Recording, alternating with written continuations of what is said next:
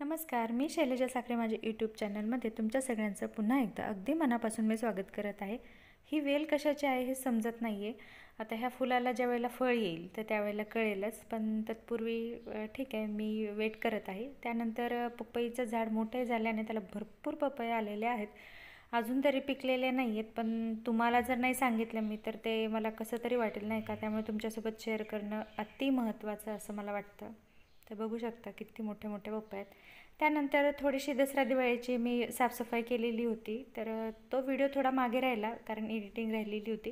तर आता ह्या पुस्तकांचा भार सध्या तरी आमचे सोफेच झेलत आहेत. सगळे आहेत ते लिव्हिंग रूममधले. आमच्या बैठकीतला जो पसारा आहे त्यात सामानातलं जे पुस्तक आहेत ते एका सोफ्याच्या खुर्चीवर ठेवलेत. सोफ्याचे जे कुशन्स असतात त्यांना असं मी ऊन देण्याचं काम केलेलं आहे. बऱ्याच दिवस झालेले होते आणि त्यांना ऊन दिलं म्हणजे त्यांचं जे आयुष्य असतं ते टिकतं. त्यातले जे बॅक्टेरिया आहेत ते मरतात, वास वगैरे सगळं जातं. एका मोठ्या जाड अशा लाकडाने मी ते साफसुद्धा केले. त्याच्यावर धारदार असे वार करून त्याच्यातली सगळी धूळ बाहेर काढलेली आहे. त्यानंतर तिसरं काम ते म्हणजे पडदे. बरेच दिवस झाले, 1-2 महिने झालेले असतील, त्या पडद्यांना काढून स्वच्छ धुण्याचं कामसुद्धा पेंडिंग होतं. आता दसऱ्या दिवाळीनिमित्त ते सुद्धा काढून झालेले आहेत. तर सगळ्यात महत्त्वाचं, जर कोणाच्याकडे पडदे लावण्याचं वगैरे काम असेल तर ते आधी लक्षात घ्या. त्याला रिंगचे जे पडदे असतात ना ते म्हणजे मशीनला लावता येत नाहीत आणि ते हातानंच धुवावे लागतात. कारण मशीनमध्ये ते रिंग सगळे गळून पडतात आणि ते डेंजरस पण आहे. कारण ते हे होतं ना खूप जास्त पद्धतीने, जर तर त्यामुळे ते प्रॉब्लेम येऊ शकतो. म्हणून ते हाताने पडदे धुतलेलेच बरे. तर आता ते पण हेक्टिक आहे. त्यातली बऱ्यापैकी धूळ झटकत आहे आणि फक्त सिंपल पाण्यामध्ये मी आता म्हणजे कुठलंही वॉशिंग पावडर वगैरे लिक्विड वगैरे न वापरता फक्त साध्या पाण्यामध्ये हे 1-2 तास मी पडदे भिजवण्यासाठी ठेवणार आहे. आणि त्यानंतर त्याच्यातली सगळी डस्ट बाहेर झाल्यानंतर मग एखादं लिक्विड किंवा पावडर वापरून मग मी स्वच्छ धुणार आहे. बघा, हे असे रिंग पडतात सुद्धा बऱ्याचदा गळून. तर हे मला काही हेक्टिक वाटायले, ते असे रिंगचे पडदे आता इथून पुढे मी घेणार नाही. तर हे सुद्धा अक्कलखाती गेलेले आहेत माझे पैसे. त्यानंतर जर आपल्याला आपली बैठक स्वच्छ करायची, आता ज्यांच्याकडे POP वगैरे आहे किंवा फर्निचर आहे त्यांच्यासाठी बऱ्याच गोष्टी नसतील, पण ज्यांच्याकडे अजूनही सिंपल अशी लिव्हिंग रूम आहे त्यांच्यासाठी आधी जर धुवायची असेल तर त्यासाठी आपलं भिंतीवरचं काले निर्णय काढणे, त्यानंतर जे छोट्या मोठ्या आपण शोभेच्या वस्तू बैठकीत ठेवत असतो त्या स्वच्छ खळखळ पाण्याने धुणे. मी तरी खळखळ पाण्याने धुते, कारण बऱ्याचदा ह्या वस्तूंकडे नीट लक्ष जात नाही. गेलं तर त्या पुसण्यात येत नाहीत, फक्त धूळ वगैरे झटकतो आपण आणि तात्काळ तिथेच ठेवली जाते. फक्त आपण जे 2च सण आहेत, दसरा दिवाळीनिमित्तच हे स्वच्छ होतात. त्यामुळे माझ्याकडे असे मोत्याचं हे आहे तर ते पण मी स्वच्छ पाण्याने धुवून घेते. काही फ्लॉवर असतात म्हणजे आपण जे आर्टिफिशियल फ्लॉवर पॉट वगैरे ठेवतो तर ते सुद्धा मी एखादं पावडर वगैरे टाकून ते पण धुवून घेते. म्हणजे त्याची एक तर चमक पण वाढते, छान पण वाटतात. तर काही पॉट आहेत सिंपल असे, खूप दिवसापूर्वीचे आहेत, तर ते पण मी धुवून घेण्याचं काम करत आहे. कदाचित तुम्हीसुद्धा असंच करत असाल. बऱ्याच जणांच्या पद्धती वेगवेगळ्या असतात. तर बरेच जण साफसफाई करतात तर त्यावेळेला फक्त ओल्या कपड्यांनी पुसून घेतात, कुणी स्वच्छ पाण्याने धुतात, इतकंच. तर हे माझ्या आवडीचं असं आहे वुडनचं. हे फक्त 50 रुपयामध्ये मला जत्रेत मिळालेलं होतं आणि खूप छान दिसतं. हे एखाद्या याच्यावर अडकून ठेवलं, त्याला चावी पण अडकवता येते. थोडंसं जर आपण तारेनं हे केलं ना तर ते की होल्डर पण बनतं, पण मी काही त्याचं आयडिया वगैरे केलेली नाही. त्यानंतर आमच्या तुळस बागतली तुळस अशी भारदार मंजुळा आलेली आहे. सध्या कार्तिक महिना सुरू आहे, तर हे प्रसन्न करणारे तुळस तुमच्यासोबत शेअर करायची राहिली होती. म्हणलं चला हे सुद्धा शेअर करून घ्यावी, म्हणजे कसं मलासुद्धा समाधान मिळतं. तुम्हाला पण व्हिडिओमध्ये थोडं हिरवंगार पाहायलाही छान वाटतं.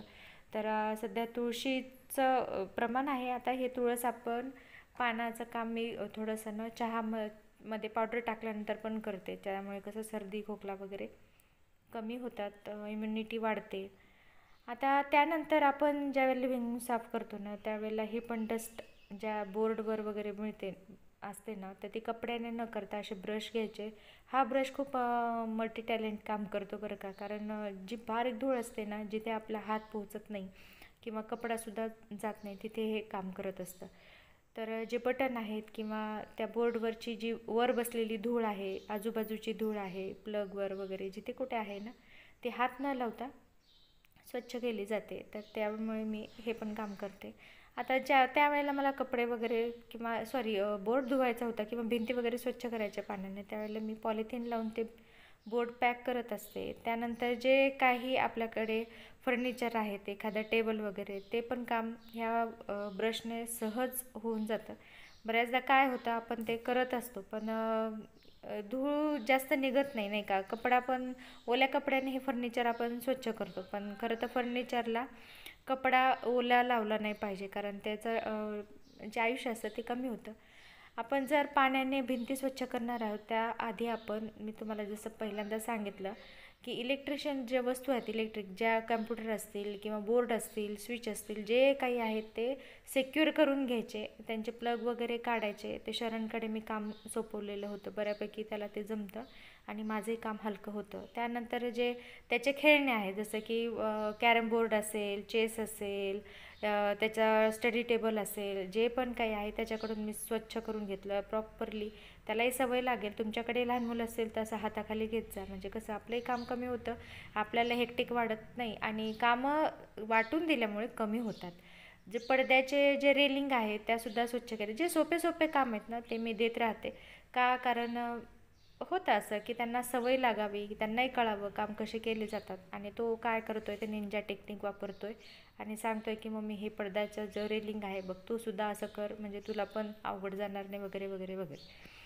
तर त्यानंतर जी आपल्या नजरेआड जी धूळ म्हणतात ना, ती ही टेबलच्या पाठीमागची अस्वच्छता, जिथे आपला झाडू वगैरे पोहोचत नाही आणि भरपूर अशी घाण साठून राहते आणि ती कधीतरीच निघते, तर अशी ही घाण तुमच्याकडे पण असेलच.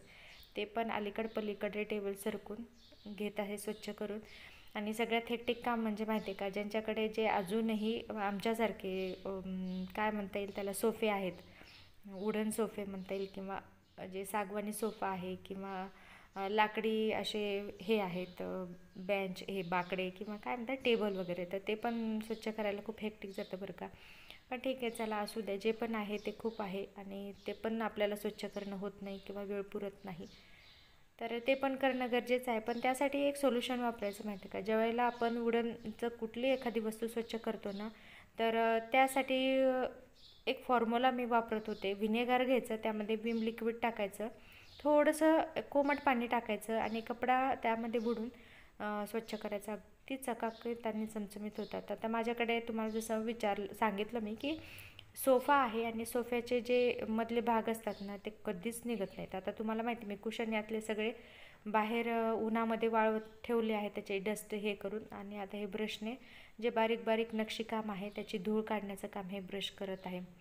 आणि त्यानंतर मी यालासुद्धा थोडं पॉलिशिंगचं पण काम केलेलं आहे, पण तो व्हिडिओमध्ये मला काही कारणास्तव होते, कारण मोबाईलची बॅटरी खूप लो झालेली होती, तर त्यामुळे मला तो व्हिडिओ तुमच्यासोबत शेअर करता आलेला नव्हता आणि कामं पण भरपूर पडलेले होते. तर मी जेवढी काही डस्ट आहे ना, जेवढी धूळ आहे ना, कोरडी धूळ म्हणता येईल, आणि हे मी नेहमी वाचत असते बघा, इतकं भारी बुक आहे हे, द 8 हॅबिट म्हणून, तुम्हीसुद्धा वाचा. याच्यामध्ये काय आहे ते तुम्हाला वाचल्यानंतरच कळेल. वाटलं तर डिटेल्स मी जर तुम्हाला आवडत असेल पुस्तक वाचण्याचं, ते देईल याच्याखाली.